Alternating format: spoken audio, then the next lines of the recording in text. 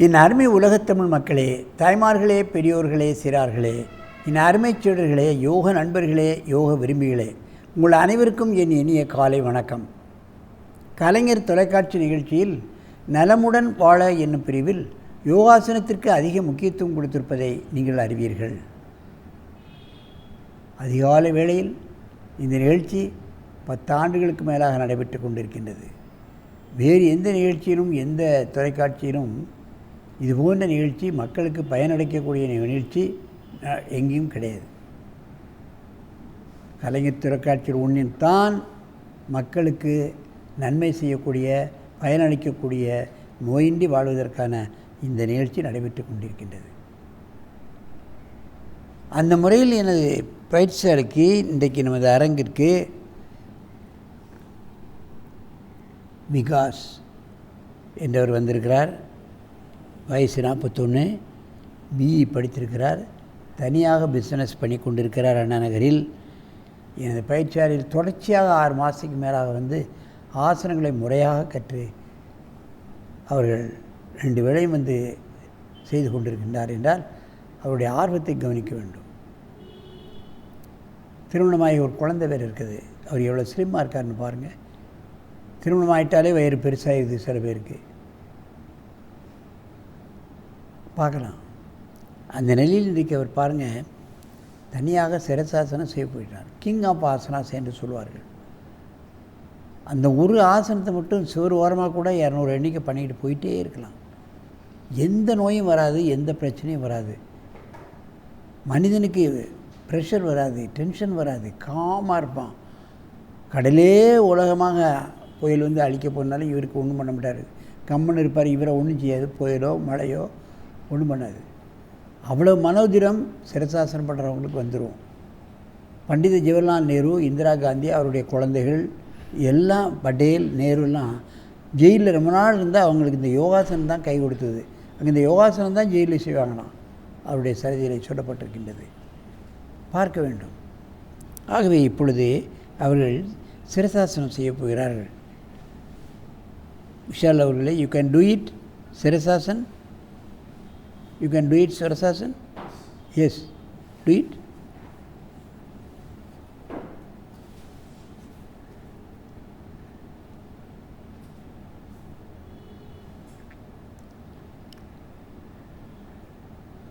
டாக்டர்களை கேட்டால் 40 வயசுக்கு மேலே செய்கிறாதீங்க, சிரசாசனமே செய்யக்கூடாது அப்படின்னு சொல்லுவாங்க. பார்க்கலாம். வயதாகத்தான் மேலே ப்ளட் சர்க்குலேஷன் தலைக்கு போகாது. கண்டிப்பாக செய்யணும். சூர் ஓரமாக தான் நீங்கள் செய்யுங்க. ஆரம்பத்தில் ஒரு 50 செய்யுங்க. ஒரு வாரம் கழித்து 100, அப்புறம் ஒரு வாரம் கழித்து 150, அப்புறம் 200 போதும். ரிலாக்ஸ்டாக இருந்தால் என்டையர் பாடி ரீஜெனரேட் ஆகிடும். நோயே வராது. நினைவாற்றல் அதிகமாகிவிடும். மாணவர்களுக்கு மிக முக்கியம். நினைவாற்றல் யாருக்கு முக்கியம் இல்லை? மந்திரிக்கு முக்கியம் இல்லையா? கலெக்டருக்கு முக்கியம் இல்லையா? போலீஸ்காரருக்கு முக்கியம் இல்லையா? மற்ற பிஸ்னஸில் உள்ளவங்களுக்கு முக்கியம் இல்லையா? தொழிலாளர்களுக்கு முக்கியம் இல்லையா நினைவாற்றல்? எல்லோருக்கும் செய்யணும். இதை சோறு ஓரமாக செய்யுங்க, நல்ல பலன் கிடைக்கும். Slowly calm down.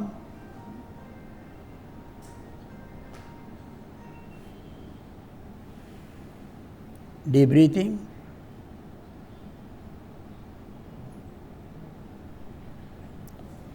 You can turn this side.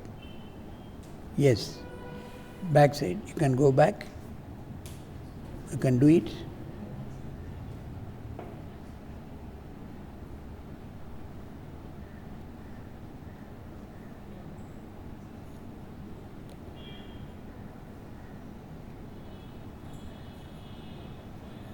காலை விரைப்பாக வைக்கப்படாது. அதான் முக்கியமாக கவனிக்கணும். ரிலாக்ஸ்டாக வச்சாதான் பிளட்டுக்குள்ளே இறங்கும். பல்லை கடிச்சிக்கிட்டு இந்த சிரசாசனத்தில் மணிக்கணக்காக என்ன பிரயோஜனம் கிடையாது. அப்படியே ரிலாக்ஸ்டாக இருந்தால் அந்த பிளட்டுக்குள்ளே இறங்கதே தெரியும். கால் குளிந்துடும், கூலாயிரும். ரிலாக்ஸ்டாக இருந்தால் பூமியினோட ஆகர்ஷண சக்தி இலக்கில் இழுக்குது. அப்படியே பிளட்டு இறங்கி ஜீரண கருவிகளுக்கு வந்து நுரையீரல், இருதயம், புலன் உறுப்புகளான கண்ணு, காது, மூக்கு, பிரெயின் வந்துடும்.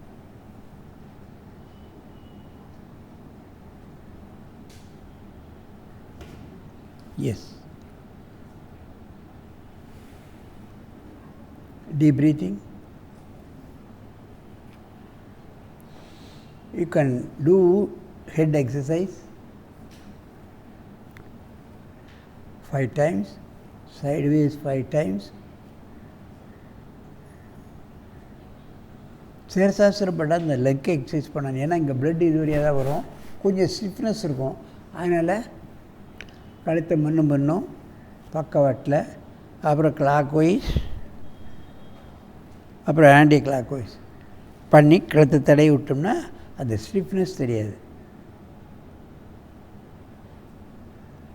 எதற்கெடுத்தாலும் ஆப்ரேஷன், அப்புறம் அதுன்னா என்ன பிரயோஜனம்? இன்னொரு முக்கியமான விஷயத்தை நான் சொல்ல ஆகணும். ஒரு ஸ்டேட் பேங்கில் ஜெனரல் மேனேஜர் சென்னையில் இருக்கிறாரு. அவருக்கு தலையில் டியூமர். இவர் ஒரு 6 மாதம்னா இருப்பார், மண்டே போட்டுருவான்ட்டான். அவரை வேகமாக கொண்டு போனேன். ஒரு 15 நாள் சின்ன ஆசனம்லாம் பண்ணிவிட்டு அதுக்கப்புறம் சிரசாசனம் சோறு ஓரமாக விட்டேன். 1 மாதம் கழித்து போய் டாக்டரை போய் செக் பண்ணால் 75% அந்த கேன்சர் மண்டையில் இருக்கிறது நீங்கி விட்டது, இன்னும் கொஞ்சம் தான் இருக்குது, நீங்கள் தொடர்ந்து ஆசனத்தை செய்யுங்கள் என்று சொல்லி அவர் ஸ்வீட்லாம் வாங்கிட்டு வந்து எல்லாத்துக்கும் கொடுத்து ஒரு திருவிழா மாதிரி கொண்டாடினார், வீட்டில் உள்ள விசேஷம் மாதிரி. இன்றைக்கி பூரண குணமடைஞ்சு அவர் நல்லா இருக்கார். அந்த அளவுக்கு சிரசாசனத்துக்கு டியூமர், கேன்சர், எந்த நோயையும் கட்டுப்படுத்தக்கூடிய நீக்கக்கூடிய தன்மை உண்டு என்பதை நீங்கள் தெரிந்து கொள்ள வேண்டும். ஆகவே இது போன்ற ஆசனங்களை நோயுற்றவர்களும் நோய் வராமல் தடுக்குகின்ற எண்ணமுள்ளவர்களும் சிறுவர்களும் பெரியோர்களும் டாக்டர்களும் கூட ஆசனம் செய்ய வேண்டும். அநேக டாக்டர் ஆண் பெண் டாக்டரை பார்க்க இப்படி இருக்கிறாங்க, குண்டாக இருக்காங்க. அவர்களே குண்டாக இருந்தால் எப்படி சொல்லுங்கள் பார்க்கலாம்? டாக்டர் முன்மாதிரியாக அல்லவா இருக்க வேண்டும். இவ்வளோ பெரிய வயது,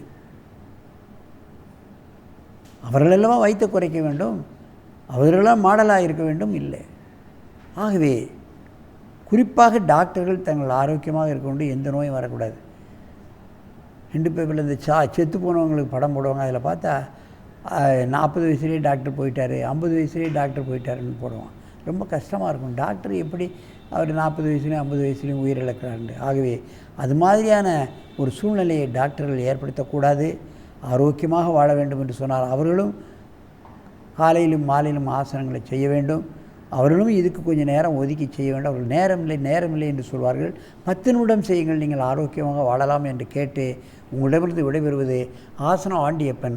வணக்கம்.